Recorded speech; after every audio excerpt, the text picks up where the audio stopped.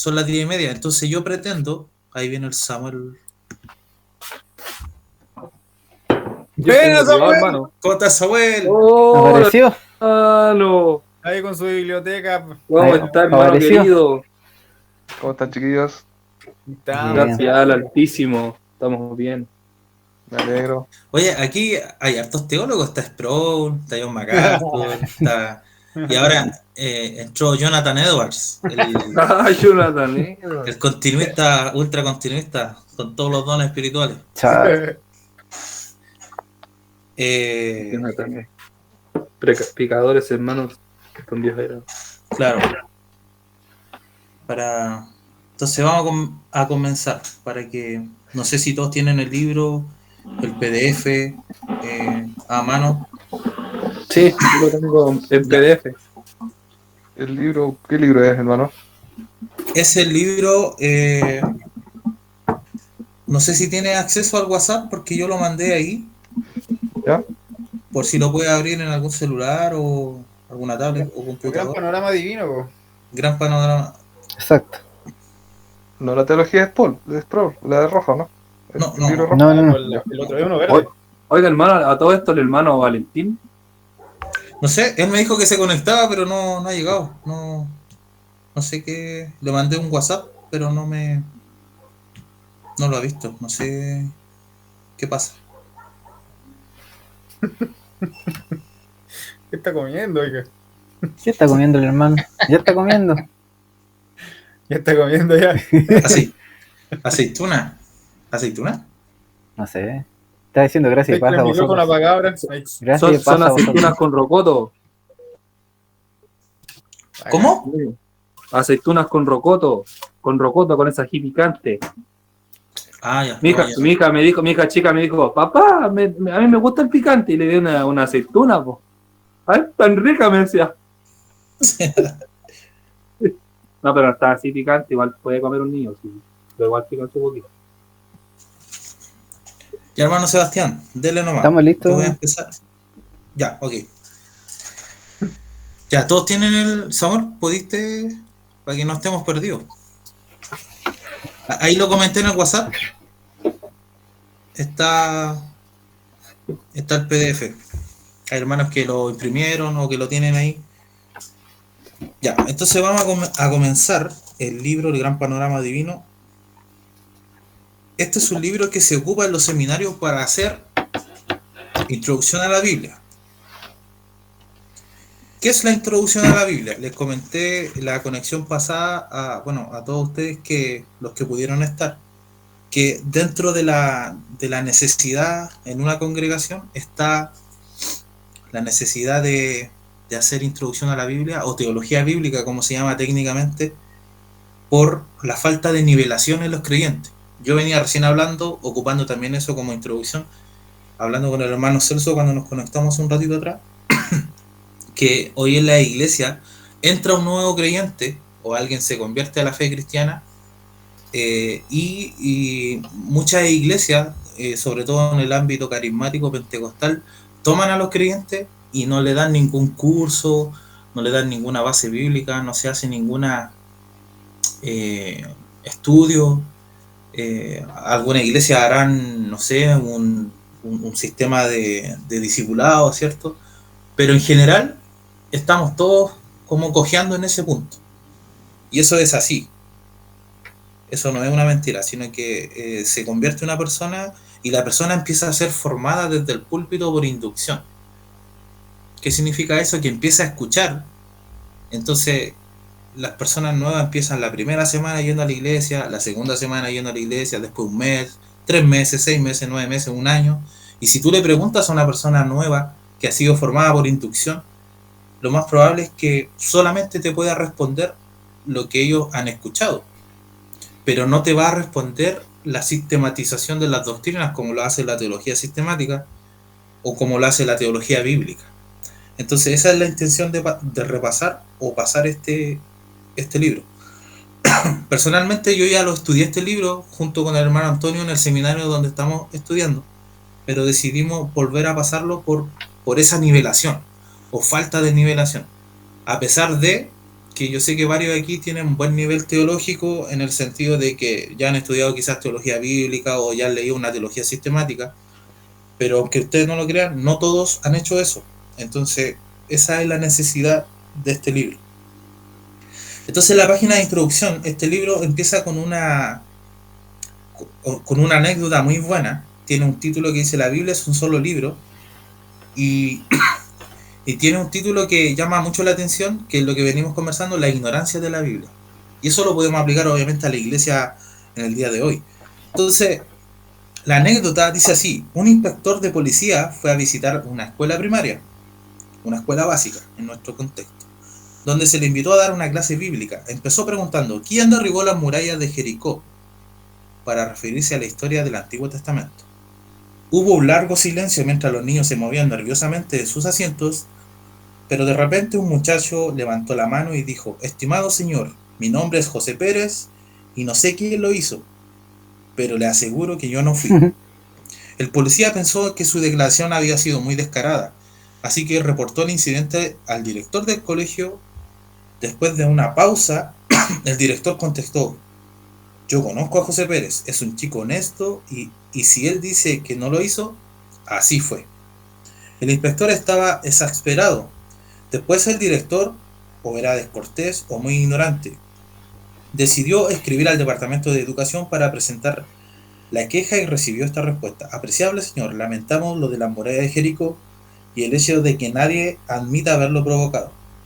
Si nos envía una valoración del daño, consideraremos por cuánto podemos contribuir en relación al costo. Y miren lo que dice Vaughan Roberts, que es el autor de este libro. Dice: esta es una historia ridícula y probablemente falsa, pero nos conduce a una reflexión. Hace algunas décadas todo el mundo sabía de Josué y las murallas de Jericó. Un gran porcentaje de niños asistía a la escuela dominical y los otros recibían los cimientos de las principales historias de la Biblia en el colegio. Yo no sé si ustedes en su iglesia están estudiando las escuelas dominicales o si se reactivaron las escuelas dominicales después de la pandemia. Lo desconozco, no sé si están haciendo eso. Pero obviamente este libro está hablando en ese contexto, ¿cierto? Mientras los niños se educan en la escuela dominical, en cada congregación. Pero esos días se han ido. Recientemente le hablé de la parábola del hijo pródigo a un estudiante en Oxford, cuenta el autor, quien me miró sin comprender. El no cristiano promedio ignora casi por completo el contenido de la Biblia, el libro más vendido en el mundo. Tan solo en Gran Bretaña se vende 250.000 de ejemplares al año. Pero aunque muchos tienen una en sus libreros, muy pocos la han leído. Eso es verdad. A menudo el conocimiento de los cristianos no es mucho mejor. Todos tenemos nuestros pasajes favoritos, pero la mayor parte de las escrituras pertenecen como a un territorio desconocido, en especial el Antiguo Testamento. Si somos honestos, muchas veces la consideramos anticuada y algunas veces anticristiana. ¿Qué tiene que ver con Jesucristo las leyes alimenticias, los sacrificios de animales y el templo? ¿Y qué hay con el éxodo de Egipto, David y Goliat y Daniel en el foso de los leones?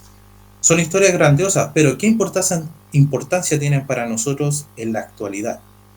Espero que este libro responda a esas preguntas o por lo menos le proporcione un marco teórico necesario para capacitarlo para que usted mismo encuentre las respuestas. El propósito del libro o de este libro es ayudar a los cristianos a orientarse en la Biblia y verla como un gran todo y como esta apunta a Jesús. Ya, esa es la parte como introductoria, como a la introducción, se podría decir. Y si se dieron cuenta, habla de varias cositas, de la ignorancia en la Biblia, y esto también tiene que ver mucho con lo que decía Javier hace poquito, de que la preparación para predicarle a las personas que son cercanas a uno, ¿cierto? A la predicación de compañeros de trabajo, de jefe, a la mamá, al papá, a los primos, a los hermanos, quizá al cónyuge que puede aplicar que en el caso no sea cristiana, cómo le hablo del Señor, cómo le hablo de Cristo, cómo le hablo del Evangelio. Y tiene que ver con eso. Por eso que Vaughan Roberts parte con el punto de la ignorancia de la Biblia, a pesar de que muchos cristianos podemos tener una Biblia en la casa. Me acuerdo que la teología sistemática de R.C. Sproul dice en una parte, cuando habla de qué es teología en el capítulo 1, dice que hay mucha gente que tiene Biblias disecando flores dentro. Y eso es tremendo porque yo lo he visto. Yo lo he visto así in situ, así. Yo he ido a alguna casa y tomado alguna Biblia de alguna persona y he abierto y hay flores de años ahí disecando. Pero la Biblia no está para eso. Paso al siguiente punto. Dice una colección variada de escritos. Tenemos que entender primeramente de que la Biblia es una colección variada de escritos. La Biblia es una colección variada de diferentes escritos. Contiene 66 libros, eso todos lo conocemos, por casi 40 autores humanos durante casi 2000 años. Tiene dos secciones principales: Antiguo Testamento y Nuevo Testamento. Esto parece muy básico, pero yo sé que en cualquier parte de lo que vamos a ir hablando, quizás usted puede aprender algo nuevo. ¿Alguien de ustedes sabe lo que significa Antiguo Testamento y Nuevo Testamento en un sentido como para los judíos? ¿Cómo veían los judíos el Antiguo Testamento? ¿Alguien se acuerda de...? Yo creo que los vimos en algunas clases antes, de... Quizás cuando nos reuníamos antes, no sé, hace un par de años atrás, un año atrás, que yo lo mencioné, y que nosotros lo conocemos como Antiguo Testamento, pero los judíos lo conocen como de otra forma. Por ahí va la pregunta.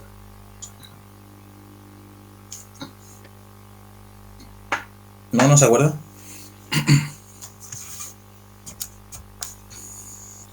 Bueno, les cuento. 300 años antes de Cristo hubo una versión que se llamó la Septuaginta.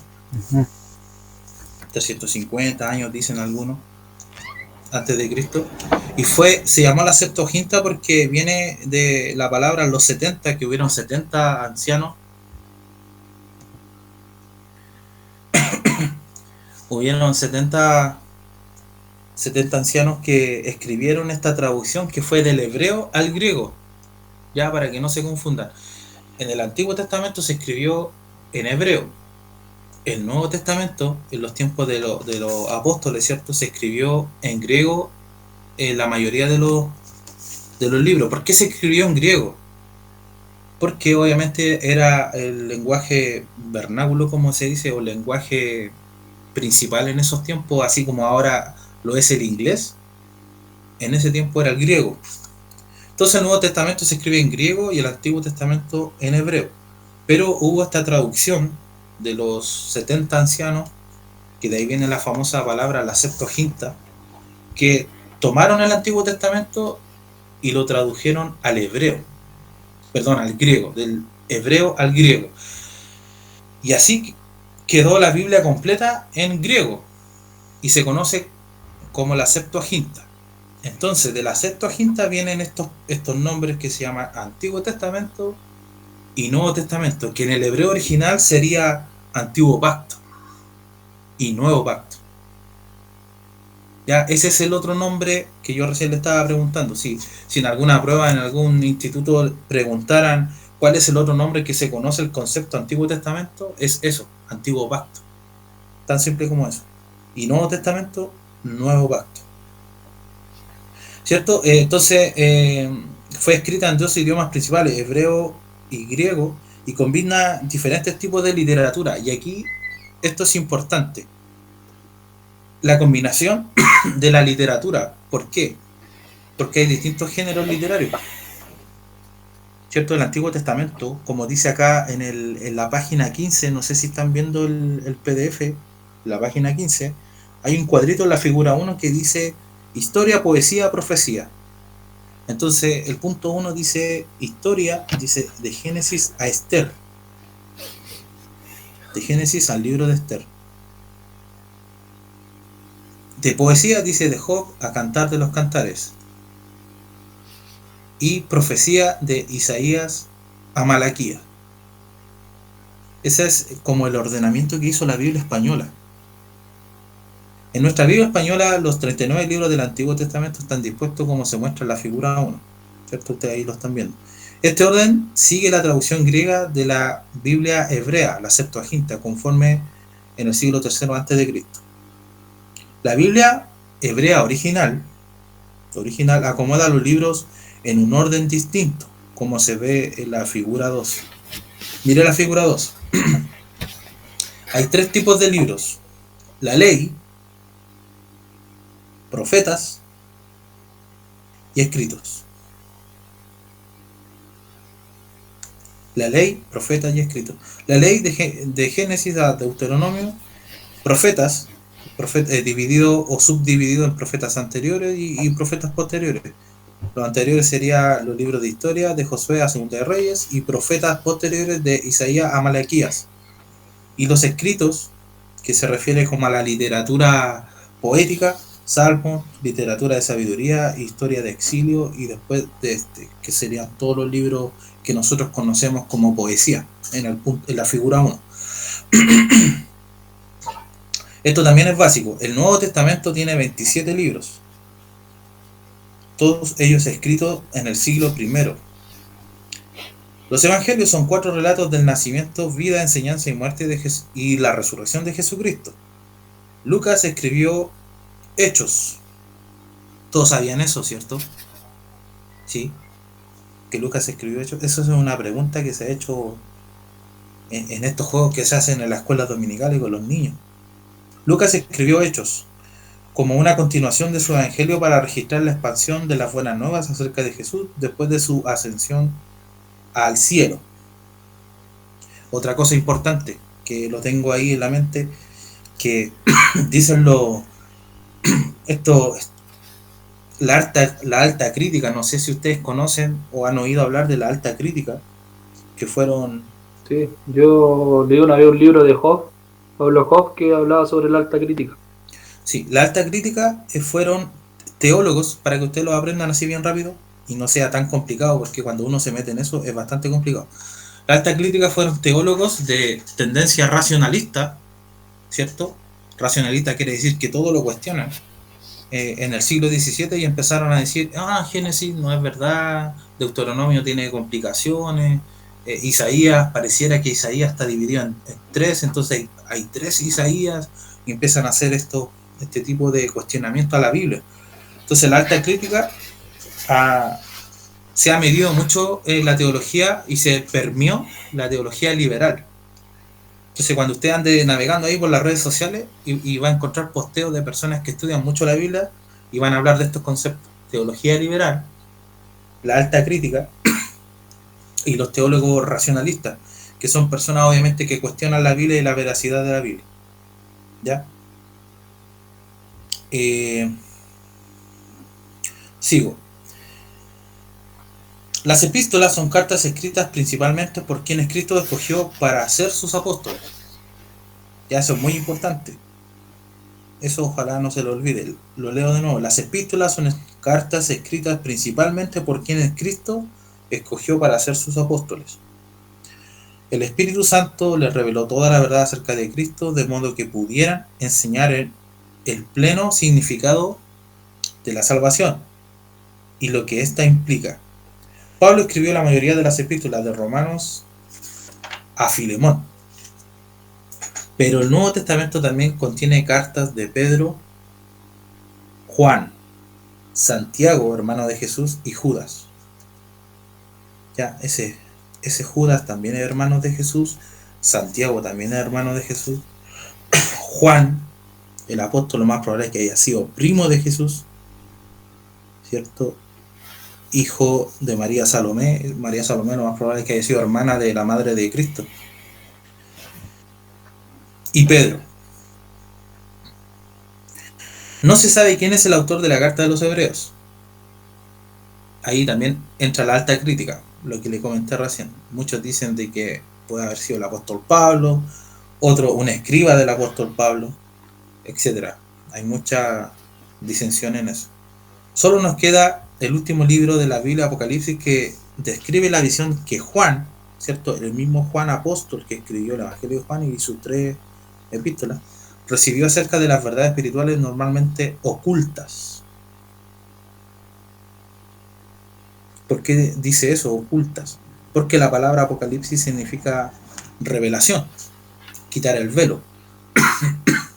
La figura 3, mire, vean la figura 3 ahí en el donde ustedes tengan acceso al libro. Evangelios, ahí están los 4 evangelios. Hechos, el relato de Lucas de la expansión del reino en el primer siglo. Epístolas, que son las cartas a la iglesia, donde se encuentra la mayoría de la doctrina hacia la iglesia. Y Apocalipsis, visión divina dada a Juan, donde está la consumación del reino. Esa es como la subdivisión que hace Vaughan Robert de una forma muy, muy simple. La verdad pasa muy por encima. Pero aunque sean básicas, aunque ustedes no lo crean, si esto lo habláramos con gente de iglesia estándar, por así decirlo, habrían varias cositas que ellos tendrían que haber aprendido, o que no saben, o que se les olvidó. Así que paso al otro punto, un solo autor, para que veamos la unificación que tiene la escritura. Dice, aunque la Biblia contiene gran variedad de material, escrito por muchos autores humanos durante un largo periodo de tiempo, ella mantiene su unidad. Y aquí era lo que decía el hermano Abraham, cuando había gente que cuestionaba la Biblia. Y no sé si a usted le ha tocado conversar con alguien, pero casi siempre la gente va a decir, la Biblia fue escrita por humanos. La Biblia tiene errores. La Biblia no puede ser la palabra de Dios porque tiene mucha incongruencia, tiene muchas cosas que se contraponen, cosas que están en duda, etc. Bueno, nosotros sabemos que eso no es así, porque sabemos que ese título que sale ahí, un solo autor, es el mismo Señor. Dios inspiró la escritura. Fundamentalmente es un libro escrito por un solo autor, con un tema principal. Antes de proseguir, dice el autor, es importante que comprendamos estas verdades, ya que subrayan todo lo escrito en el resto del libro. Entonces, 2 Timoteo 3:16, que todos lo sabemos de memoria, dice, toda la escritura es inspirada por Dios. ¿Se acuerdan de ese versículo? No sé si ustedes han leído a John Stott o a Packer cuando hablan de la inspiración de la Biblia. John Stott y Packer, que dicen algunos que son como los mejores teólogos bíblicos en el sentido cuando hablan de bibliología, la doctrina de la teología sistemática que se dedica al estudio mismo de la escritura.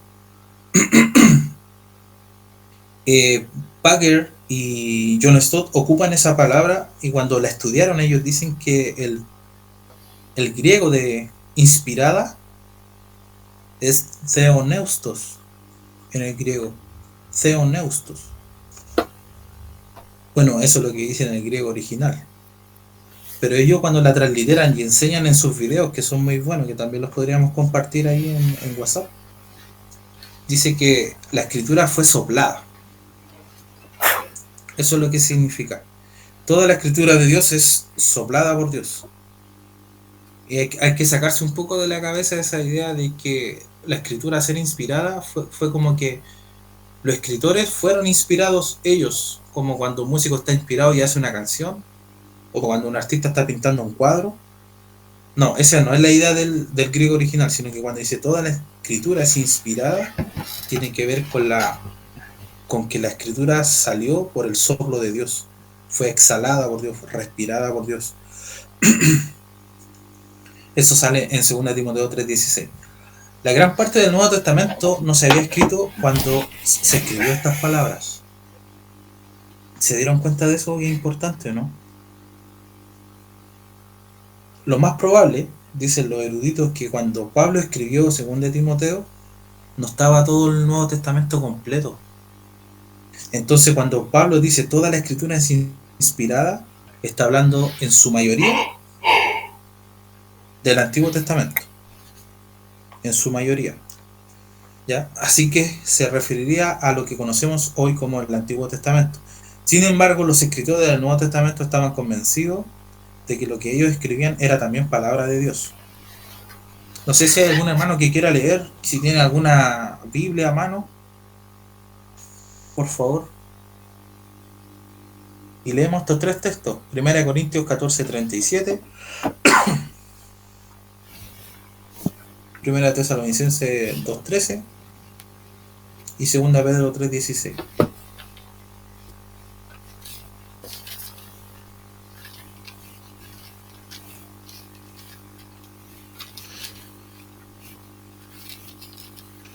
Primera de Tesalonicenses 2:13.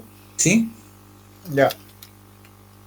Por esto también nosotros sin cesar damos gracias a Dios de que cuando recibisteis la palabra de Dios que oísteis de nosotros, la aceptasteis no como la palabra de hombres, sino como lo que realmente es, la palabra de Dios, la cual también hace su obra en vosotros los que creen. Sí. Exacto. Él la leyó en Viera la América. Voy a la América, sí. Se dieron cuenta de eso.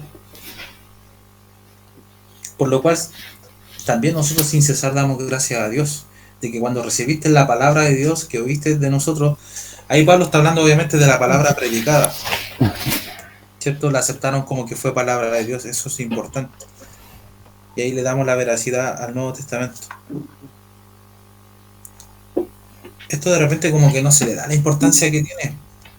No sé si a ustedes les pasa, pero cuando hablamos del Señor y hablamos de su palabra y le predicamos a alguien, o le hablamos a algún amigo, o comentamos la palabra de Dios, no es menor que estemos ocupando la Biblia como para querer evangelizar a alguien. Yo de repente noto eso como algo negativo, como, a ver, ¿cómo se los digo? ¿Cómo se lo puedo transmitir? Como que me da la impresión de que todo cristiano cuando cita la Escritura, como que no lo hacen con fe, como que piensan que no va a ser su obra, o como que no va a ser bien recibida, y se desaniman. No sé a cuánto le ha pasado eso. En otras palabras, es como decir, ¿para qué voy a hablar de la Biblia a esta persona? Esta persona no me va a pescar, no le interesa saber Biblia. Pero aquí tenemos que nosotros aprender de que cuando hablamos las palabras de Dios, es Dios hablando. Eso es importante. No sé si alguien tiene 1 Corintios 14:37. Sí, por acá la tengo, hermano. Ah, bueno. Dale, Ah, no, yo leo hermano. la más seguida. Yo leo el siguiente. No, hermano, léalo nomás. Ya lo voy a leer yo. Para no pelear. Ya casi bueno. Ya, 1 Corintios 14:37. Dice, si alguno se cree profeta o espiritual, reconozca que lo que os escribo son mandamientos del Señor. Se da cuenta de lo que yo os escribo, que todo eso que quedó escrito ahí en las epístolas de Pablo, reconozca que son mandamientos del Señor, o sea, que son doctrina de Dios, que son mandamientos de Dios que Dios mandó a escribir. Eso es importante. Entonces, cuando después estudiamos 2 Timoteo 3:16, toda la escritura es inspirada por Dios, se está refiriendo también al Nuevo Testamento. Por eso que yo les decía, en parte. En parte. ¿Me esperan un poquito?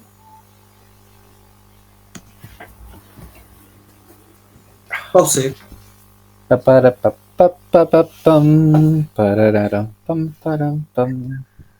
Comerciales. Comerciales. Vamos a tener que cortar esto después. Es un cacho. Oye, ¿a quién más le gusta la versión nueva traducción viviente? ¿Cómo la Buena. encuentran?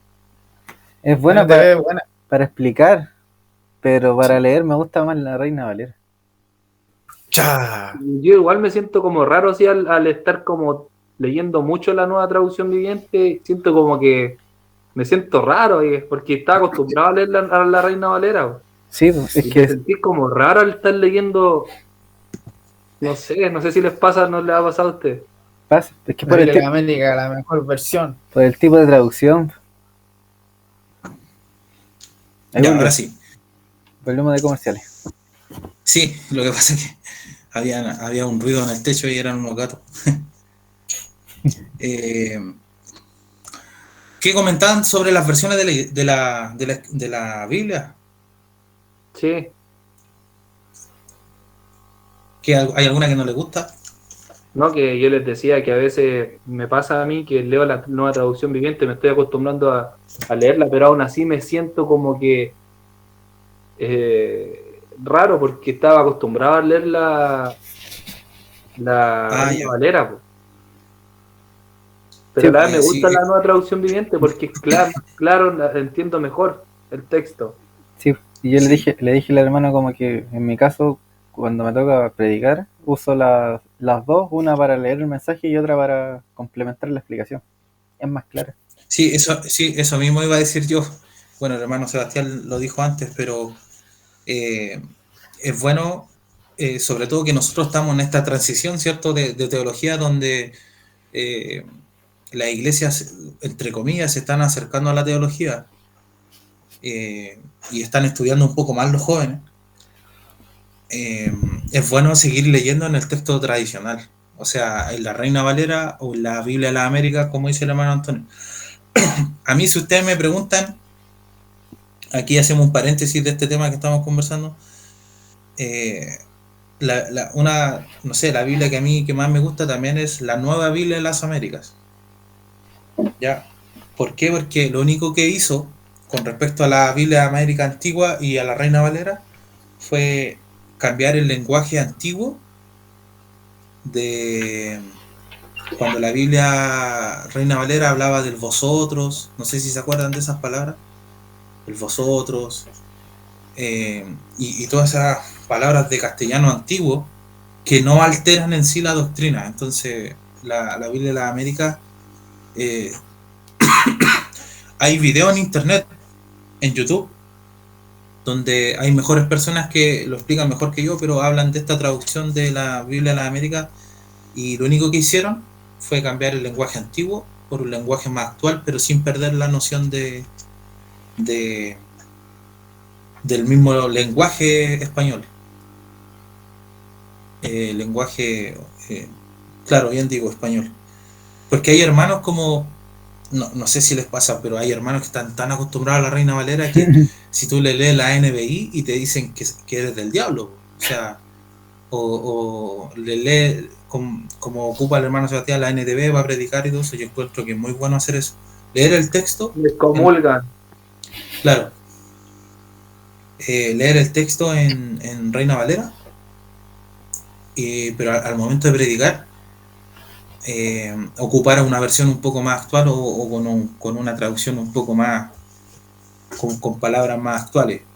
La TLA, la PDT, eh, o la NTV, que también es muy buena. Salió una Biblia, a propósito, se me viene a la mente, salió una Biblia que trae 4 traducciones. No sé si la vieron. Que usted la ve así, la abre ¿Qué nombre y es? tiene, ¿Se acuerda del nombre? Yo me acuerdo de haber no, visto una que tenía como varios idiomas, pero era más cara que... en estos momentos no me acuerdo el nombre, pero son 4 versiones. Entonces usted abre la página, le va a salir Génesis 1 y le sale Génesis 1 en las 4 versiones. Salía Y griego, parece hebreo. Yo me acuerdo de algo así, haber visto algo así. no, pero por la que vi yo, no se trata de los idiomas originales, sino que habla Ah, de traducciones. O sea, Reina Valera, NBI, eh, tira una TLA, parece, traducción lenguaje actual, y no me acuerdo la otra, pero son 4 versiones. Entonces, si hay alguien que le gusta esa onda de ser como multicultural, también la venden. Y no es cara, está en tapa dura. La venden en CLC, por si acaso. 4 versiones. Yo tengo una doble, NBI y Reina Valera, muy buena. Cuando estoy leyendo sirve mucho. ¿Alguien tiene 2 Pedro 3:16? Que lo lea rapidito. Sí, hermano, así. Ya, dele nomás. Que con ganas de leer el No, versículo. dele nomás. Aquí Ya, vamos a participar lo todos. leemos en la nueva traducción viviente. Dice así: al tratar estos temas en todas sus cartas, algunos de sus comentarios son difíciles de entender, y los que son ignorantes e inestables han tergiversado sus cartas para que signifique algo muy diferente, así como lo hacen otras partes de la Escritura. Esto resultará en su propia destrucción. Sí, eso está muy bien explicado. Casi en todas sus epístolas, hablando en ellas de estas cosas, entre las cuales hay algunas difíciles de entender, las cuales los indoctos e inconstantes tuercen, como también las otras escrituras, no se le olvide, otras escrituras. Usted dirá, ¿por qué Pedro está diciendo, hablando de dos tipos de escritura? Claro, Antiguo y Nuevo Testamento, las escrituras que estaban siendo escritas en ese momento por Pablo, ya que el contexto es hablar de Pablo y la sabiduría que Dios le había dado a Pablo, ¿cierto? Las cuales los indoctos inconstantes tuercen, como también las otras escrituras, para su propia perdición. Así que vosotros, oh amados, sabiéndolo de antemano, guardados, no sea que arrastrados por el error de los inicuos caigáis de vuestra firmeza. Estamos firmes en la palabra de Dios. Entonces, este contexto de acá, de lo que estamos leyendo, un solo autor, tiene que ver con eso, de que Dios es el autor a través del Espíritu Santo. Miren lo que dice acá: a los musulmanes se le ha enseñado que Mahoma no tuvo un rol creativo en la producción de su libro santo, sino que él actuó solo como un secretario que escribía lo que le dictaba Alá por medio del ángel Gabriel. Eso es muy raro. Eso se parece mucho a cómo empezó el mormonismo. Les indignaría la insinuación de que el Corán es de algún modo un libro humano, pero los cristianos no deben tener reparo en aceptar que la Biblia fue escrita por personas. O sea, no tenemos que tener problemas cuando se hable o nos digan, no, sé que la Biblia fue escrita por humanos. Claro que sí. Los libros que la componen fueron escritos por diversos autores en distintos momentos de la historia y llevan el sello de la persona, o sea, la personalidad, y de la que era que los trajo a la luz. Eso es importante. O sea, el libro que está escrito, Juan, cuando escribió su evangelio, podemos ver su corazón y su personalidad desenvolviéndose en la escritura, pero lo más importante es lo que el Espíritu Santo quería dejar por escrito en ese libro. Pero Dios aseguraba por medio de su Espíritu, eso es lo que dice Juan Roberts acá, por medio de su Espíritu todo lo que ellos escribieron fue exactamente lo que Él planeó. Eso es importante, lo que Dios quiso que estuviera ahí. Así como el Señor Jesús era plenamente humano y divino, así también la Biblia es un libro humano y divino. Es la palabra de Dios, pues Él es su autor fundamental. ¿Se dan cuenta de que aquí hay una tipología? No sé si la captaron. De que el Señor Jesús, nuestro Redentor, es plenamente humano y divino, y así también la Biblia. Eso es importante. La Biblia es un libro humano y divino. En el libro que yo les comentaba de John Stott con Packer, habla de esto, de la dualidad de la autoría de la Biblia, ¿ya? Si nosotros preguntamos, hermanos, para que pensemos un poquito en lo que estamos leyendo, ¿ya? Para que no sea solamente una lectura por encima. Si yo les preguntara, ¿la Biblia la escribió Dios? ¿Quién dio la Biblia? Uno podría decir, Dios. Claro, Dios, ¿cierto? ¿La Biblia la escribieron los seres humanos? Sí, bien, eso es importante. También. Claro.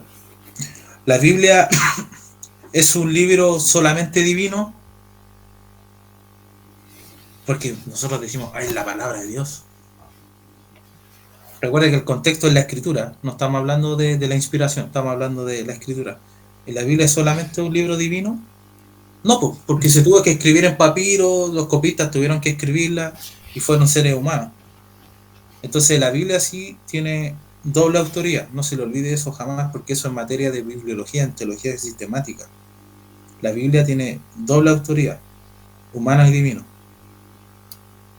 ¿Ya? Pero aquí va Juan Robert en la última línea, dice, pero es la palabra de Dios, pues Él, Dios mismo, ¿cierto? Ese es su autor fundamental. Aquí pasamos a otro punto que es importante, no sé si alguien quiere preguntar algo, ¿no? Para pasar al otro punto. ¿no? La Biblia no solamente tiene un autor, que es lo que vimos recién, a pesar de que hablamos del Antiguo, del Nuevo Testamento, ¿cierto? Y las distintas partes de la Biblia, los Evangelios, Hechos, las Epístolas, Apocalipsis, tienen un solo autor. Ahora pasamos al tema de que dentro de la Biblia, a pesar de que son 66 libros, 39 en el Antiguo, 27 en el Nuevo, distintos géneros literarios, tiene un solo tema. De aquí lo vamos a desarrollar. Es obvio que la Biblia abarca un gran panorama de estudio, pero trata de un tema supremo que une todo. Ya está, yo lo subrayo porque yo tengo mi libro físico acá. El tema que une todo es el de Jesucristo y la salvación que Dios ofrece por medio de Él. O sea, el plan de redención. Mañana, Eso es en verdad no solo con respecto al Nuevo Testamento, sino también con el Antiguo. cuídate. Refiriéndose al Antiguo Testamento, Jesús dijo, las Escrituras dan testimonio en mi favor, o dan testimonio de mí.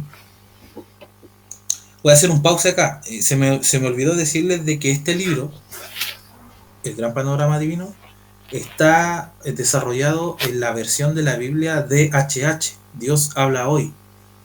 Ya, por eso que vamos a encontrar algunos textos que no se parecen tanto a la Reina Valera. Ya, pero creo que en el país donde este autor vive era la versión que se ocupaba popular, como le dicen, la versión popular. Entonces, las escrituras dan testimonio de mí, o en mi favor, dice Juan 5:39.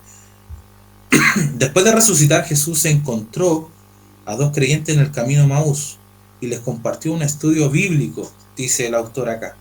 Qué privilegio para ellos. Entonces, comenzando por Moisés y por todos los profetas, les explicó lo que se refería a él en todas las escrituras. Otra aclaración que quiero hacer acá, muy importante, y no es menor. Y aquí también aprovechen de hacerme preguntas porque yo sé, hay hermanos que se manejan más y otros menos. Este autor, Vaughan Roberts, es de la teología del pacto. ¿Ya? Usted sabe lo que es la teología del pacto, es un sistema hermenéutico de la Biblia. La hermenéutica de la teología del pacto tiene varios aspectos, pero lo más general es que la Trinidad, en la eternidad pasada, tuvo, no sé, una reunión, ¿cómo puedo decirlo así? Un decreto divino de que los tres planearon la salvación y de ahí se desarrolla el pacto, comenzando obviamente desde el principio de la Biblia y terminando en Apocalipsis. Entonces la teología del pacto permea toda la Biblia, ¿ya? Pero es un sistema hermenéutico. ¿Qué significa hermenéutica? ¿Cierto? Es la rama de la teología que estudia la interpretación de las cosas. ¿Ya? Entonces la teología del pacto Viene de Hermes. de Hermes, claro, de Hermes, que la historia dice de que Hermes era por lo que recuerdo, era como un ser mitológico, que era la persona que mandaba, por así decirlo, no sé, los reyes en esos tiempos le mandaban recados y él era el que entregaba el mensaje y le daba la interpretación a la gente. Entonces de ahí viene Hermes, de dar interpretación, la hermenéutica. Entonces, claro, nosotros podemos leer un texto y decir, mire, y de hecho, mire, se me viene a la mente muy preciso. Yo cuando tenía como 12 años, 11 años, en una iglesia en Santiago, un hermano predicó del versículo que dice, Jesús lloró. No sé cuánto han leído esa parte en el Evangelio. Versículo súper corto, dice, Jesús lloró cuando muere Lázaro. Y Jesús lloró. Y el hermano leyó Jesús lloró, pero hizo, oiga, una predicación. Disculpen que ahí me habló el Valentín. Ah, ya me dice que no puede conectarse porque salió. Ya. Entonces este hermano leyó Jesús lloró, hizo toda una hermenéutica, hizo todo un plan de ejecución, de interpretación de la Biblia. ¿Y sabe lo que dijo este hermano en conclusión? Porque no le voy a hablar de todo el sermón. Dijo, Jesús cuando lloró por Lázaro, no lloró porque murió, sino que lloró porque como Lázaro ya llevaba 4 días muerto, lo tuvo que sacar del paraíso y le dio pena. Y, y yo cuando escuché eso me agarré la cabeza y dije, ¿de dónde sacó eso ese hermano? Y de verdad es sorprendente y es como chistoso a la vez. Está buena esa. El hermano explicó eso en su Mi sermón. imaginación. Claro, ¿Qué dijo, perdón, hermano? ¿Qué dijo? lo voy a repetir. Se El durmió. hermano cuando el hermano Se quedó cuando dormido, hermano. el hermano cuando leyó Jesús lloró en la Biblia, su predicación fue la siguiente y dijo, hermano, Jesús lloró no porque Lázaro había muerto, sino que lloró porque lo tuvo que sacar del paraíso porque llevaba 4 días muerto, o sea, llevaba 4 días en el paraíso, Lázaro, y le dio pena sacarlo. Oiga, yo cuando escuché eso, yo como con 11, 12 años me agarré la cabeza y dije, ¿de dónde sacó eso el hermano? Mano, ¿Celso iba a decir algo? Lo que pasa es que me sorprende, hermano, lo que usted dice. O sea, ¿por qué me sorprende? Tengo un amigo que fue a estudiar teología a Brasil y le enseñaron eso mismo. Oh, Sí, En un instituto teológico. sí. Por eso, para allá voy y quiero explicar un poquito de dónde viene eso. Entonces, este hermano dijo eso, obviamente yo con esa mentalidad de niño parcialmente más inocente, ¿cierto? Yo dije, ¿de dónde sacó eso el hermano? Si uno lee los versículos anteriores y el contexto te va explicando ahí en Juan, en la muerte de Lázaro, en la resurrección de Lázaro, te explica de que Lázaro era una persona muy conocida, entonces los judíos se constriñeron, les dio mucha pena que muriera Lázaro. Y de hecho, el texto dice ahí, mirad cuánto le amaba, dicen. Como que la gente decía de Jesús, Jesús es muy querido por esta familia y eran personas lo más probablemente muy unidas, era amigo de Lázaro, eh, era amigo del Señor, entonces cuando muere alguien te da pena, po, lloras. Si es La algo humanidad. tan natural, po. Pero no, pues este hermano hizo esta interpretación. Y hay muchas otras interpretaciones. Entonces, doy ese ejemplo para que ustedes se den cuenta de la hermenéutica que se ocupa. ¿Ya? Y esa hermenéutica, el ejemplo que yo les di, se llama alegoría, donde usted lee el texto, pero en su mente induce ideas y predica lo que usted quiere que la Biblia diga, no lo que la Biblia dice. Entonces, ese es el problema y por eso quería que estuviera el Vale o el Leo o cualquier otra persona que son adherentes a la teología del pacto, para que no me dejen de mentiroso, porque la teología del pacto tiende a alegorizar los pasajes, mucho, en un exceso que de repente es muy complicado y de repente se van a un extremo que ya uno como que ya rechaza un poco la predicación de estos hermanitos porque como que fantasean y pasean el texto por aquí y por allá y es complicado eso. Entonces, con esta explicación me paso a la otra explicación y es bueno que hablemos estos conceptos para que sentemos las bases y ustedes también sepan estas cosas. Entonces, la teología del pacto tiende una hermenéutica más simbólica, más espiritual, ¿ya? Más, ¿cómo explicárselo? Como más alegórica, ¿ya? Toman un texto, y eso pasa muchas veces, y hacen unos malabares ahí y explican su doctrina y todo eso, y de alguna forma, entre comillas, se salen con la suya y tratan de explicar lo que quieren. ¿Ya? como lo Ese es del, el problema que ha dividido mucho el dispensacionalismo con la teología del pacto. ¿Ya? como lo del, Yo por eso les lo cuento del bautizo, hermano. lo del bautizo, Bautizan, hay hartas cosas bautizan que... niños porque creen que se adhieren a la, como al Claro, pueblo. O sea, eso yo claro, por lo, ejemplo, lo entiendo, pero todavía no lo, como que no lo logro digerir así, porque, pero ¿por qué no sé hacen si, eso? ¿Por qué lo en dicen? 2 minutos, no sé si en 2 minutos el Ezequiel que leyó la teología sistemática de, de Juan Calvino, cuando habla del paido bautismo, ¿por qué los reformados bautizan niños? Yo por lo que me acuerdo, no sé O si el sea, Ezequiel puede hacer alguna precisión hacen ahí, el paralelo con la circuncisión, pero con la no circuncisión, tiene nada que pero ver. no, hay un texto que avale eso. O Claro, sea, no hay un texto que sea literalmente, leámoslo y que diga en el nuevo pacto los niños hay que bautizarlos por aspersión porque es la señal en el Antiguo Testamento de la circuncisión. O sea, Eso no está en la Biblia. De hecho, igual iba a compartir en el grupo una foto del cristiano conservador, quizás todos lo conocen.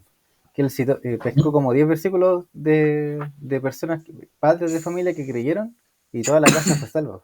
Y él utilizó como esos 10 versículos como un respaldo de que si la persona que era como cabeza del hogar creía, todos iban a creer, porque se adherían Sí, como al... Parece que el sí, hermano hermano, eso, Ezequiel iba a decir algo. sí, sí, es que me quedé colgado con ese tema. Le voy a responder al tiro al hermano Sebastián. No sé si Ezequiel quiere decir algo con respecto al bautismo. Sí, cuando Calvino defiende su postura, la conclusión final que da para, como para ya rematar lo que estaba diciendo, dice, entre bautizar y no bautizar mis hijos o los niños, hacerlo, porque como que no pierdo nada. Ya como que en ese momento que él explica eso, como que ya su argumento eran, como que él, yo creo que se da cuenta que sus argumentos eran débiles. Y llegó a decir eso como yo lo encontré como ilógico, o sea, después de haber leído casi todo el libro de Calvino, concluyó con eso algo tan básico, por decirlo así, po. Como decir, entre hacerlo y no hacerlo, mejor lo hago y no pierdo nada. Entonces, me quedo con eso. Los Sí, bautizo por si las moscas. claro, una cosa así. Pero respondiendo a lo que decía el hermano Sebastián, que también tiene que ver con el tema con la... Hay varios personajes en la web, en Facebook y en Instagram, que toman estos versículos y hacen doctrinas, tremendas doctrinas. Y uno era de esos, un ejemplo era lo que nombró el hermano Sebastián recién, que yo igual lo leí hace poquito y también lo respondí, y después eso generó una disputa como de Dora y saqué el posteo, lo borré porque la gente se pone a pelear y cosas así. Y mi intención no era pelear, sino que yo lo único que le puse a esta persona que hizo ese posteo, de que la Biblia muchas veces llama a las personas de forma individual. Y eso obviamente era un ataque directo al posteo que había puesto esta persona, que por adherirse a la teología del pacto, ellos piensan que en este texto, que creo que es Hechos 16, 31 o 30, cuando dice, cree tú y será salvo toda tu casa. Entonces, de ellos toman estos textos y hacen una tremenda doctrina de donde, como estamos bajo el pacto, Dios salva a una persona, al padre de familia, entonces de alguna forma Jehová va a salvar a toda la familia, porque hay un pacto, porque la familia pertenece al pacto de Cristo y la teología del pacto y todo eso. ¿Me entienden? Entonces, pero no hay ningún texto que avale eso. De hecho, el dispensacionalismo, aquí paso a explicar en breve, un par de minutos, el dispensacionalismo se adhiere a una hermenéutica literal, histórica, gramatical. ¿Qué significa eso? De que si yo leo Jesús lloró y el contexto me dice que lloró por la muerte de Lázaro, es eso y nada más. O sea, es literal, es literal, no hay otra palabra. Yo leo la Biblia y es lo que es. Aunque reconocemos como dispensacionalistas de que en distintos libros hay figuras de interpretación. Por ejemplo, el libro de Daniel, ¿cierto? Que hay muchas figuras para hablar de las profecías del último tiempo. El libro de Zacarías, el libro de Apocalipsis, por excelencia, que hay muchos símbolos. Y claro, obviamente no creemos que todo el libro sea símbolo, sino que también creemos como dispensacionales que la Biblia es literal. Entonces, para volver al tema de acá del libro y veamos esta última parte, en la Biblia hoy en día todos ustedes los que están aquí se van a encontrar con dos tipos de hermanos. Los hermanos que interpretan la Biblia de una forma simbólica, ¿ya? Simbólica o alegorista, o los hermanos que son literales, ¿ya? Los hermanos que son se adhieren a la gramática literal. Hay dos tipos de hermenéutica, nada más, que son estos dos combates que se llevan hace mucho tiempo. Entonces, cuando uno lee Apocalipsis 20, el milenio, el del pacto te dice, oye, pero ¿cómo creí en un milenio literal? ¿Cómo Jesucristo va a venir a reinar de nuevo 1000 años si el sacrificio de Cristo ya fue? No podemos construir un tercer templo porque el templo es Cristo. Y no podemos volver a los sacrificios como dicen ustedes, porque el sacrificio mayor, como dice Hebreo, ya fue hecho. Y claro, La teología que ellos ocupan atrás es fuerte, es buena, pero simbolizan mucho. Y ellos no reconocen de que el tercer templo lo pueden construir los judíos sionistas hoy en día, que son adorados casi todos del diablo. Que los judíos ahora que están allá en estos momentos en Israel niegan a Jesucristo como Mesías. Y por hacer eso, están maldecidos, dice la Biblia. Entonces, el dispensacional cree que viene el anticristo y los va a engañar y van a construir un tercer templo y van a pensar de que es el verdadero Mesías y todo eso. Entonces, todo ese contexto como que la teología del pacto no se la traga y ahí compiten, ¿me entienden? Ese es un ejemplo nomás para hablar de interpretación, pero entre comillas, podemos hablar muchas cosas de eso, pero yo lo que rescato de este libro, a pesar de que este hermano sea del pacto, es que es muy transversal. O sea, ¿qué quiero decir con eso? Es muy general. Él no pelea por posturas, él no se atreve a decir algo fuera de lo común, sino que es súper lineal con la teología del pacto en este libro. Y yo por eso lo elegí, porque hay hermanos que son más fuertes, que son más conflictivos en sus libros, y se tiran mala onda unos con otros, pero este libro no hace eso, es un libro sano. Entonces, me gustó cómo desarrolla todo el panorama de la Biblia. ¿Ya? Así que prosigo para que terminemos este punto, unos 5 o 10 minutos más y terminamos. Esta parte que habla de un solo tema. ¿Ya? Ya quedamos en el camino de Maús, cuando Jesucristo obviamente le habla, pasa por todos los profetas y le explica, y pasa por toda la escritura en Lucas 24-27. En la página 17 estoy. Poco después se encontró con sus discípulos y les dijo: cuando todavía estaba yo con ustedes, les decía que tenía que cumplirse todo lo que está escrito acerca de mí en la ley de Moisés. Acuérdense que la frase ley de Moisés se refiere al Pentateuco, a los primeros 5 libros de la Biblia. Entonces ahí Jesucristo hace una división. Miren lo que dice Jesucristo literal. Dice: cuando todavía estaba yo con ustedes, con los discípulos, les decía que tenía que cumplirse todo lo que está escrito acerca de mí en la ley de Moisés, primer grupo de libros, en los profetas, otro grupo de libros, y en los salmos. ¿Ya? Tres grupos de literatura. Aquí se refiere a las 3 divisiones principales de la Biblia hebrea, de lo que vimos en la figura número 2, la figura 2. En donde los escritos se le llaman salmos, debido a que encabezan y conforman la gran parte más grande de esta división. El apóstol Pablo también creía que el Antiguo Testamento apuntaba a Jesús. ¿Se dan cuenta de eso? Ah, ¿qué pasó? Me vienen a buscar. Los libros. No sé, están buscando al Vale. Yo creo que fue a CLC, se encapuchó y... Ya. El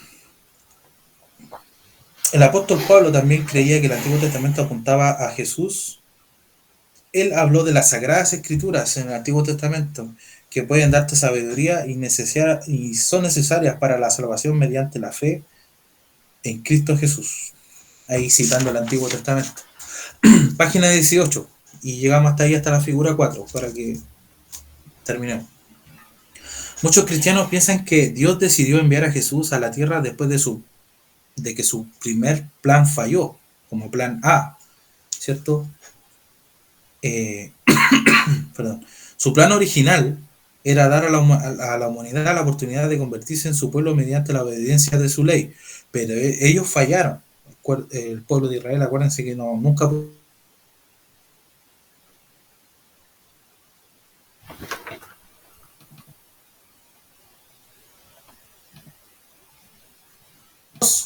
Siempre había planeado enviar a Jesucristo. Toda la Biblia nos habla de él de principio a fin. En el Antiguo Testamento Dios apunta hacia él y promete su venida en el futuro. En el Nuevo Testamento Dios proclama que en él se cumplen todas las promesas.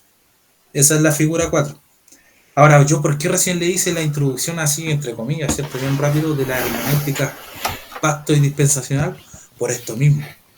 Porque aparte de que vamos leyendo el libro, yo le voy a ir explicando. Ah, mire, aquí hay teología del pacto. ¿Ya? Para que veamos eso. Y aquí también hay un poco. ¿Por qué? Porque la teología del pacto, no se le olvide esto, para que después no se les vaya de la cabeza, sino que se lo graben. La teología del pacto piensa, ¿ya? Y esto es conocimiento, no es mentira, sino que ellos abiertamente lo reconocen. El Nuevo Testamento reinterpreta el Antiguo Testamento. Si yo les pregunto a ustedes, así como están, así cruditos como están, ¿ustedes creen eso? ¿Que el Nuevo Testamento reinterpreta el Antiguo? No lo reinterpreta, solamente que no explica lo que se anunciaba del antiguo, ¿no? Claro, porque la palabra reinterpretar es como darle otro significado, ¿cierto? Es como, ya, ellos dicen, ellos lo reconocen, ¿cierto? En sus páginas, y la gente que es reformada, ellos siempre lo están poniendo, que el Antiguo Testamento viene a explicar, a reinterpretar el Antiguo. Es que Entonces como que superponen la... Así como si fueran dos cosas distintas. Claro, esa es la primera... reinterpretar es muy fuerte. Yo lo diría solamente como a revelar lo que fue oculto en tiempos pasados, porque Dios se revela progresivamente. Ya, pues, esa definición que acaba de decir el hermano Sebastián es una definición de dispensacionalismo. Porque el dispensacionalismo dice que Dios se revela progresivamente a través de las edades. Obviamente ellos creen en 7 pactos. Soy dispensacional, no lo soy. Es lo más probable, por lo que usted dijo. ¿Ya? Después, quizás en otras clases también vamos a ir desarrollando el dispensacionalismo más a fondo para que también ustedes queden más informados sobre eso. Entonces, en esta clase no solamente van a aprender de este libro y el panorama de la Biblia en general, sino que van a poder definir el dispensacionalismo versus la teología del pacto. Y eso también me interesa harto, para que después ustedes estudiando digan, Sproul dice esto porque él es teólogo del pacto. MacArthur dice esto porque él se adhiere a esto. Y así vayan ustedes discriminando. Y eso es súper bueno, para que no se confundan. Para que no estén como los hermanos arminianos en el púlpito, hermano, agárrese la salvación o Satanás se la quita. Y después citan Romanos 8 y dicen, porque estamos seguros y nadie nos apartará de la mano de Dios, ni lo alto ni lo bajo. Entonces uno dice, ya vos, ponte de acuerdo. Eso es lo que pasa. Eso es lo que pasa por no tener ese orden. Entonces, la figura 4... no lo saben. Claro, exactamente. La figura 4 dice, el plan de Dios, promesa, ahí lo pueden ver en la figura 4, en la página 18, promesa, Antiguo Testamento, como que está todo preparado el bosquejo, y el cumplimiento viene en el Nuevo Testamento. ¿Eso es así? Sí, en ambas teologías del pacto y dispensacional, sí, eso es así, porque Jesucristo sí se reveló en el Nuevo Testamento. Otra pregunta, para que terminemos y también podamos ocupar lo que hemos aprendido hasta ahora de una forma práctica. Si no se hubiera escrito el Nuevo Testamento, ¿nosotros hubiéramos podido conocer el Evangelio solo teniendo el Antiguo Testamento? Sí, pero estaría inconcluso. Sería más difícil, pero sí.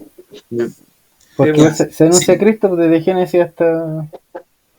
Bueno, toda la escritura. Sí, pero si ustedes leyeran de Génesis... El camino de Maú. Claro, pero el camino de Maú está en Lucas. Estaríamos como los judíos esperando un Mesías. Claro. Ya, pero ustedes dicen que sí, o sea, sí podrían haber reconocido al Mesías, sí podrían haber aprendido conceptos básicos de la fe, por ejemplo, salvación por sustitución, la justificación por la fe, un pueblo escogido, el Mesías, no sé. Sí, porque es igual el anuncio, pero es difícil, más difícil de ver. Sí, bueno. Sí. Ya, pero ustedes lo reconocen, ya. Entonces, la teología del pacto dice que no, pues. Dice de que si no hubiera habido cumplimiento o una revelación máxima, como dice Hebreos, ¿cierto? Hebreos 1, la gente no hubiera tenido ese acceso a Dios por intermedio de Jesucristo. Entonces, ahí arma todo el tema del pacto de nuevo, que Cristo lleva el pacto. De hecho, De hecho, les comento bien rápido, yo estoy leyendo una teología sistemática, la cristología de Joel Vick, que es así un libro muy guatón, y tiene como, yo creo que más, casi 100 hojas solamente de hablar del pacto. Habla del pacto para después hablar de Jesucristo. Entonces yo estoy haciendo, aparte de la lectura, estoy haciendo una investigación. He estado investigando a varios profesores de teología del pacto y todos responden lo mismo, que Jesucristo es como, está supeditado o él mismo se somete al pacto que hizo, el pacto intratrinitario en la eternidad pasada. Pero yo no encuentro ese versículo en la Biblia. Entonces ellos se ponen como medio nerviosos conmigo cuando yo les digo, ya, pero cítame el versículo donde sale el pacto intratrinitario, donde ellos, no, es que nosotros lo inducimos de la, ya, alegoría. Entonces, vuelvo de nuevo a lo que le expliqué recién. La teología dispensacional es más literal, y del pacto induce de la Biblia, infiere de la Biblia, infiere ideas. Entonces, la teología reformada, la teología del pacto, con todos los reformadores, obviamente empezaron a inferir ideas, y ahí yo creo que también armaron su doctrina. Y los ejemplos que hemos visto ahora, el paidobautismo, la circuncisión y todas esas cosas, y uno dice, pero uy, eso es medio extraño, eso es como raro. No suena tan coherente, ya. Así como eso, muchas otras doctrinas ellos también las enlazan al pacto, ¿ya? Igual, entre dispensacionales y del pacto están muy de acuerdo en muchas cosas, sobre todo la soteriología reformada, o sea, salvación solo por la fe, por la gracia de Dios, ¿cierto? Que solo Cristo salva, las 5 solas y muchas otras cosas referentes a la teología reformada. Pero igual hay separaciones dentro de la hermenéutica. Ya, entonces, hoy día lo vamos a dejar hasta ese punto, hasta la figura 4. Ya, para que la anoten ahí. Y antes de terminar, no sé si tienen alguna consulta, duda de todo lo que se ha hablado.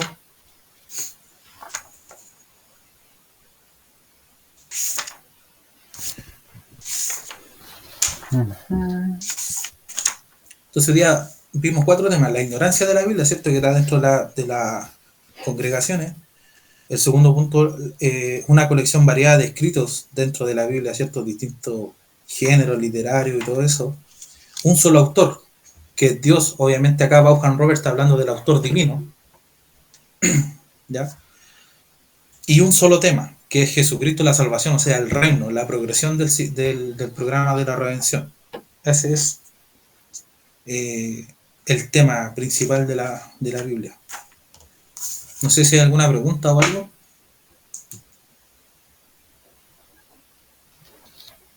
Porque igual empezamos más tarde, yo creo que recién ahora cumplimos como 1:05 más o menos. Empezamos Creo 10:30. de mi parte no todavía. No, ya.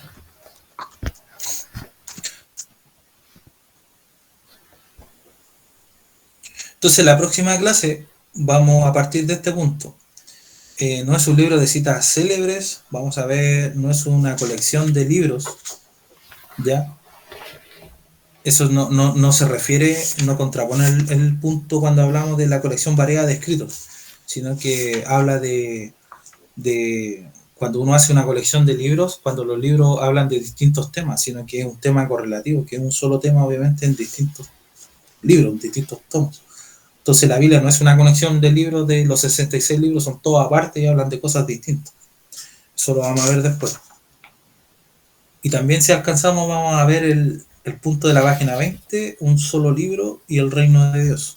Y aquí cuando entramos al reino, aquí se pone interesante, porque este libro habla todo el rato del reino y de los 8 tipos de reinos que están estipulados dentro de la línea que conduce toda la escritura.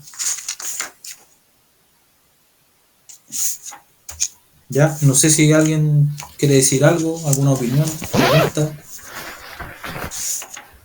¿Alguien quedó colgado? ¿Alguien necesita alguna explicación?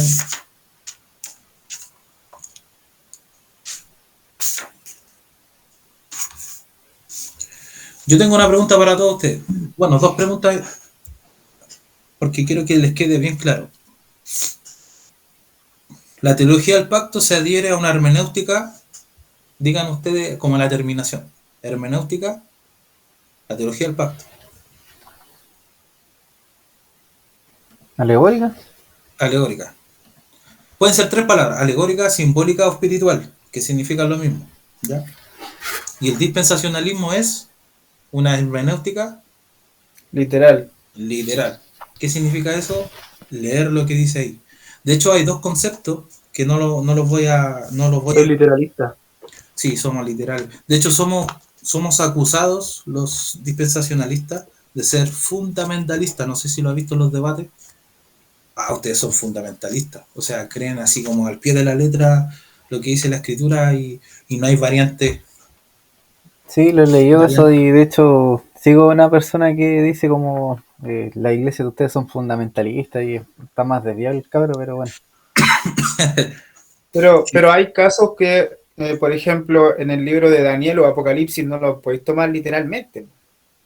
No, lo que pasa es que eso es lo que expliqué antes, de que el sistema dispensacional reconoce la hermenéutica histórica literal, ¿cierto? Gramática histórica literal se llama, pero cuando va a los libros que tienen símbolos, reconoce los símbolos.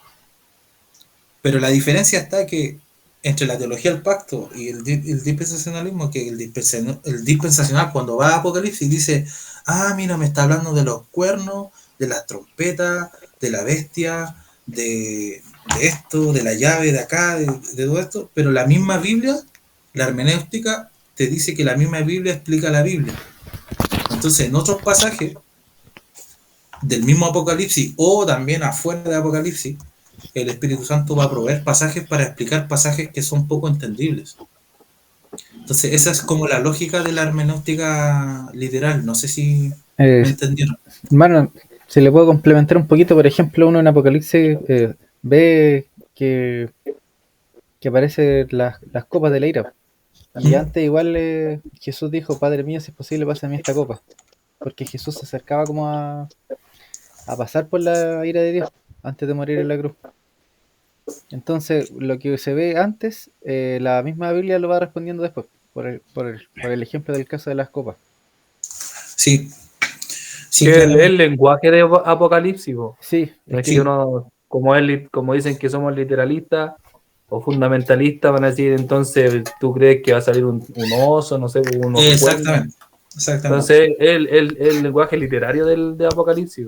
Sí. Es que igual por eso que va Juan Roberts, va Juan Roberts dice que cuando veamos la última parte del reino, porque el libro está dividido en 8 reinos, entonces cuando veamos el último, el reino futurista, nos vamos a dar cuenta de que va Juan Roberts está hablando de eso, y habla de Apocalipsis como que Apocalipsis es un género en sí mismo simbólico, es un género apocalíptico.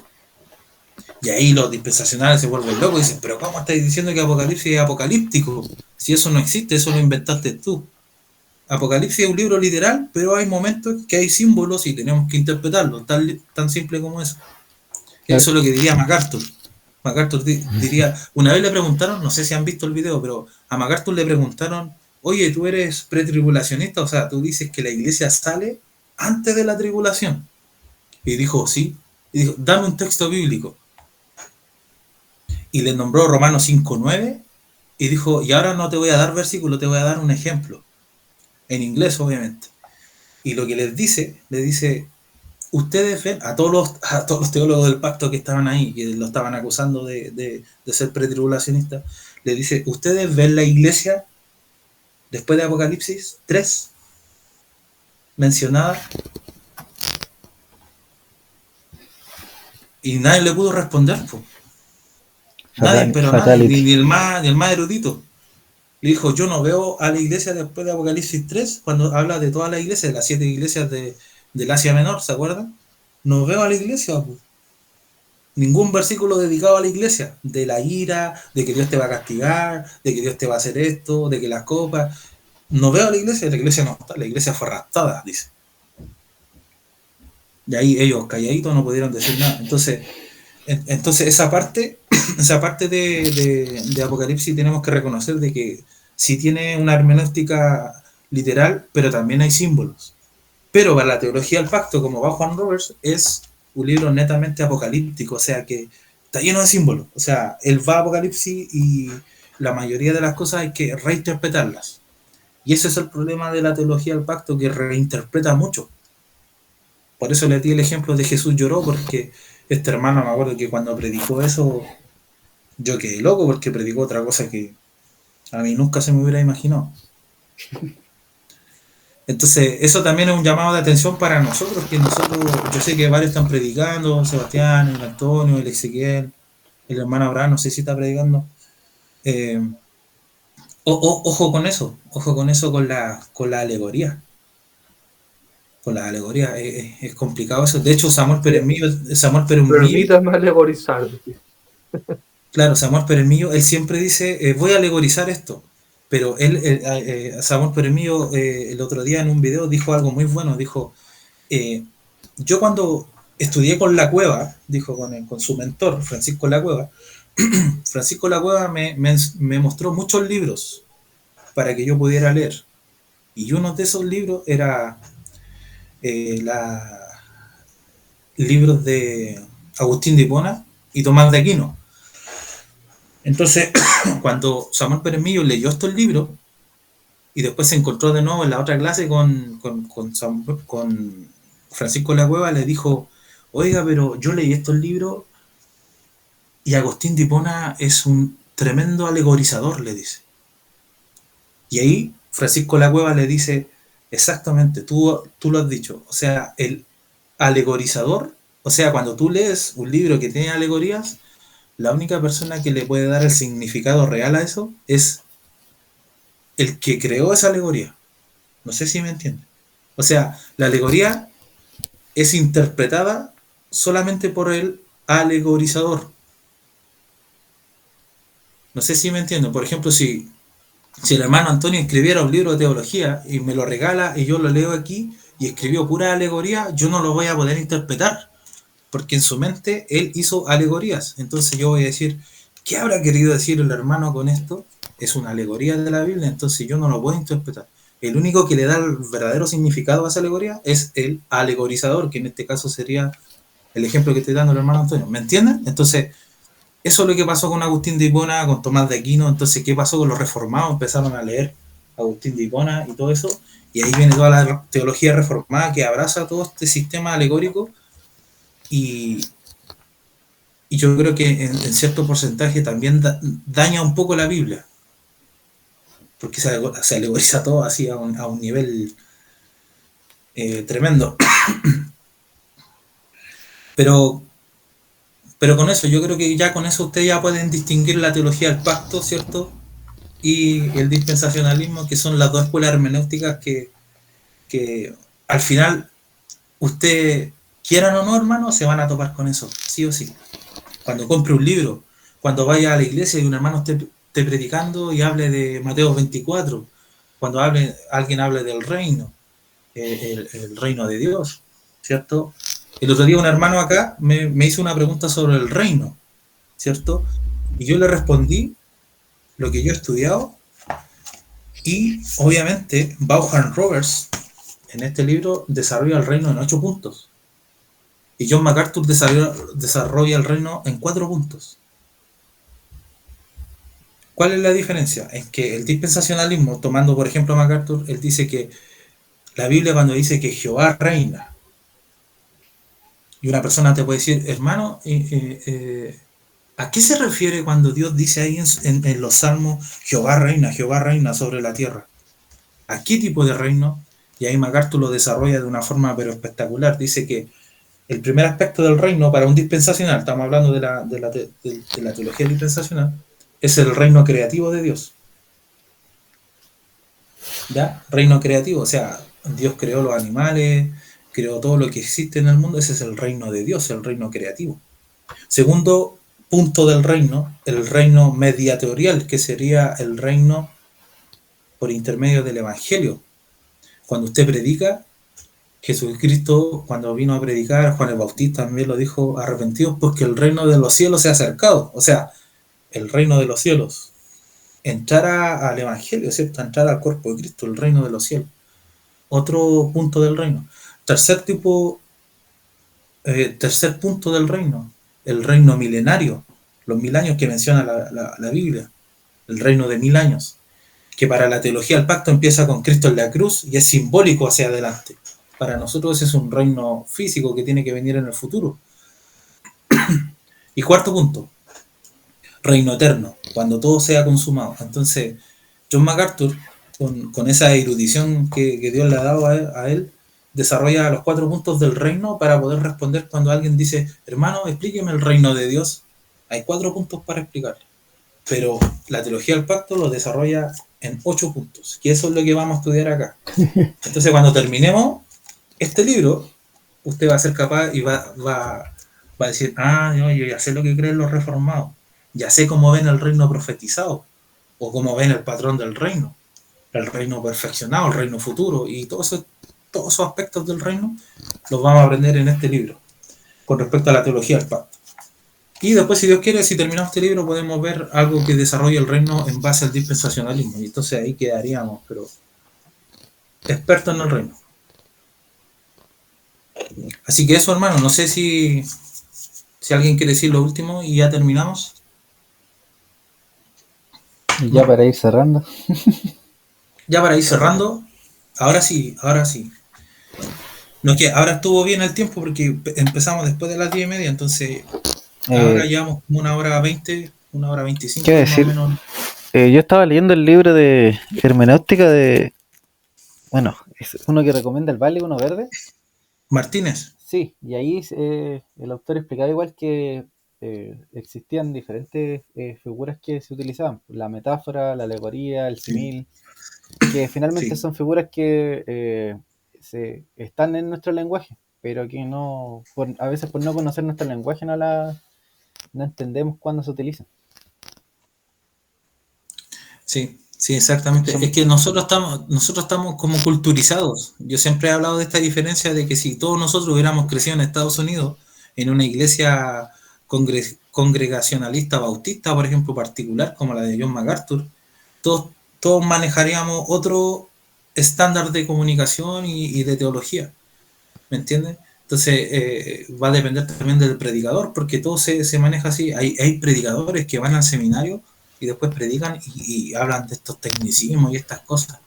Pero nosotros tenemos que partir de la base de lo que dice el hermano. O sea, hay muchas cosas que podemos implementar en la hermenéutica. Cuando uno revisa un texto bíblico, hablar del símil, ¿cierto? Hablar del griego, del hebreo y todas esas cosas.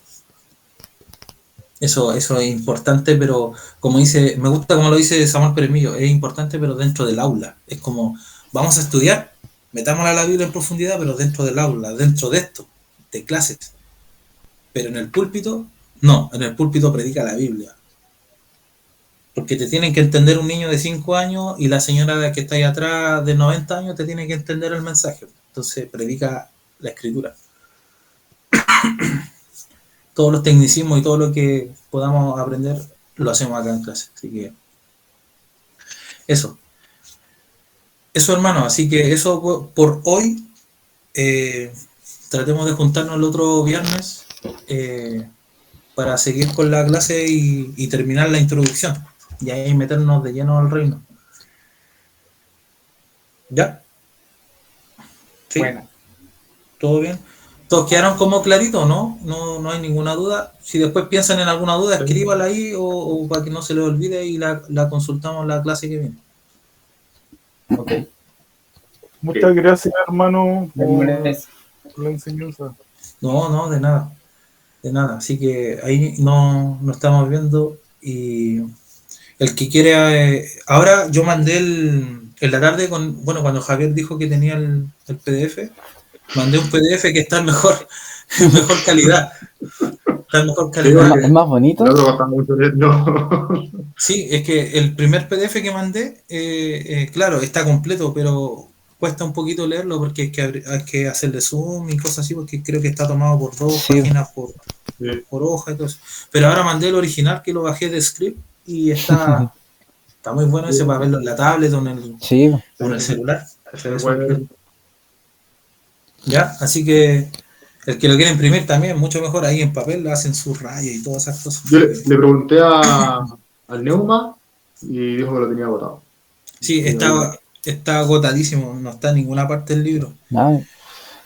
Yo le he echado No el sé ojo, igual, si, tampoco lo encuentro. Pero no sé presencialmente no he ido a la CLC.